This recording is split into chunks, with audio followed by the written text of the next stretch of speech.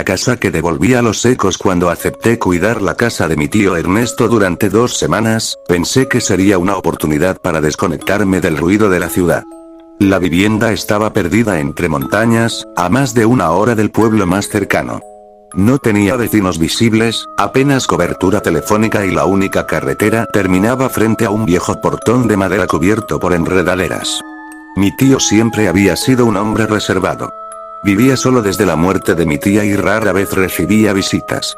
Antes de irse a un tratamiento médico en otra provincia, me entregó las llaves y solo me hizo una petición. Si escuchas un eco dentro de la casa, no respondas. Sonrió después de decirlo, como si fuera una broma. Yo también me reí. La casa era acogedora. Tenía un amplio salón con una chimenea de piedra, una cocina antigua y un largo pasillo que conducía a 3 habitaciones. El suelo crujía con cada paso y el olor a madera envejecida impregnaba cada rincón. Por las noches solo se escuchaba el viento golpeando los árboles y el canto lejano de los grillos. Los primeros 2 días transcurrieron con absoluta normalidad. Leía, preparaba café y aprovechaba el silencio para descansar. La tranquilidad era tan profunda que incluso el sonido de una cuchara contra una taza parecía exageradamente fuerte. La tercera noche, mientras cerraba las ventanas por una tormenta, dije en voz alta: «¡Qué frío hace!». Un segundo después escuché mi propia voz repetir la frase.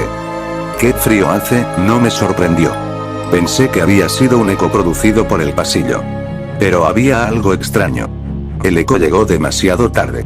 Casi 4 segundos después. Y sonó diferente. No era exactamente mi voz. Era una imitación casi perfecta. Intenté convencerme de que la arquitectura de la casa producía un efecto raro. No volví a pensar en ello. Hasta la noche siguiente. Mientras cocinaba se me cayó un vaso al suelo. Maldición. 4 segundos después, maldición, otra vez.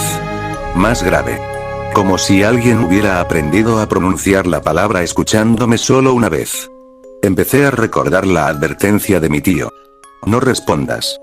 Aquella madrugada apenas dormí. Al día siguiente inspeccioné toda la vivienda buscando alguna explicación lógica. Revisé el ático, el sótano, los armarios y hasta los conductos de ventilación. Nada. No había nadie. Cuando llamé a mi tío, la llamada nunca entró. La tormenta había derribado la única antena de la zona. Esa noche decidí hacer una prueba. Entré al pasillo. Miré hacia la oscuridad. Y dije muy despacio: ¿hay alguien? El silencio permaneció inmóvil durante varios segundos. Entonces llegó la respuesta. ¿Hay alguien? No era un eco. Era una pregunta. Con la misma entonación. Como si alguien quisiera saber lo mismo que yo. Sentí un escalofrío recorrerme la espalda. A partir de ese momento dejé de hablar dentro de la casa. Pasaba horas enteras en silencio. Incluso apagaba la televisión para no escuchar voces. Pensé que, si no emitía ningún sonido, aquello desaparecería. Funcionó. Durante 2 días no escuché nada. Hasta que una madrugada me despertó una voz. «Buenos días». Abrí los ojos. Eran las 3:30. Nadie había hablado. Pero reconocí perfectamente aquella frase. Era exactamente como saludaba mi madre cada mañana cuando yo era niño. La voz provenía del final del pasillo. No me moví. Después escuché otra. ¿Terminaste la tarea? Era mi profesor de primaria. Luego la voz de mi mejor amigo del instituto. Después la de una antigua novia.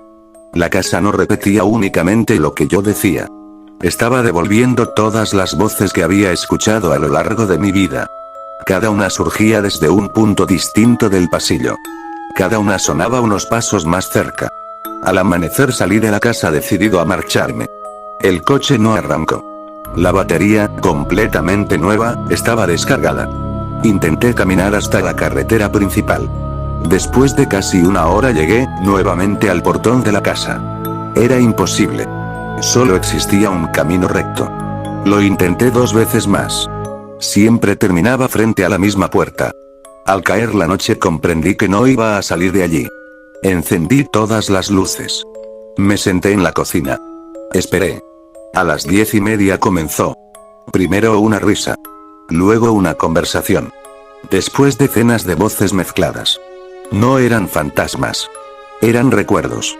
Todas las palabras que alguna vez habían sido pronunciadas dentro de aquella casa seguían existiendo. Miles de conversaciones superpuestas. Décadas de discusiones, promesas, despedidas y secretos. La casa nunca olvidaba una voz.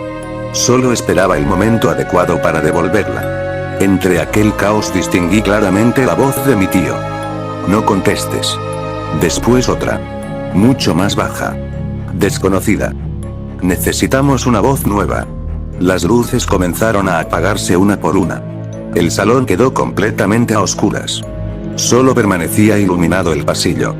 Desde el fondo apareció una silueta. No caminaba. Parecía deslizarse lentamente. No tenía rostro. Solo una superficie lisa desde donde surgían cientos de voces distintas. Cada palabra que pronunciaba pertenecía a otra persona. Comprendí entonces lo que era.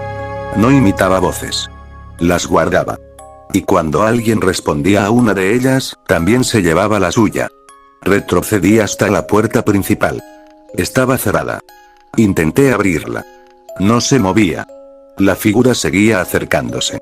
Escuché la voz de mi padre, fallecido hacía 12 años. Hijo, las lágrimas estuvieron a punto de vencerme. Quise responder. Quise creer, aunque solo fuera por un instante, que realmente era él. Entonces recordé la advertencia de mi tío. No respondas. Cerré los ojos. Apreté los dientes. Y permanecí completamente en silencio. La voz insistió. Más cerca. Más desesperada. Luego cambió. Ahora era la voz de mi madre. Después la de mi hermana. Después la mía. Escuché mi propia voz suplicando ayuda desde el final del pasillo. No respondí. El silencio se volvió insoportable.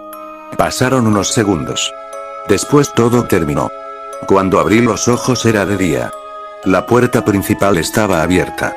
El coche arrancó al primer intento. Regresé a la ciudad sin mirar atrás. Un mes después mi tío volvió del tratamiento. Lo primero que hizo al verme fue preguntarme una sola cosa. ¿Conservas tu voz? Asentí, confundido. Él suspiró aliviado. Entonces la casa sigue esperando. Murió 6 meses más tarde. En su testamento dejó escrita una única instrucción. La casa debía permanecer vacía para siempre. Nunca fue vendida. Nunca fue demolida. Hace unas semanas, mientras revisaba fotografías antiguas para ordenar mis recuerdos, encontré una imagen que no recordaba haber tomado.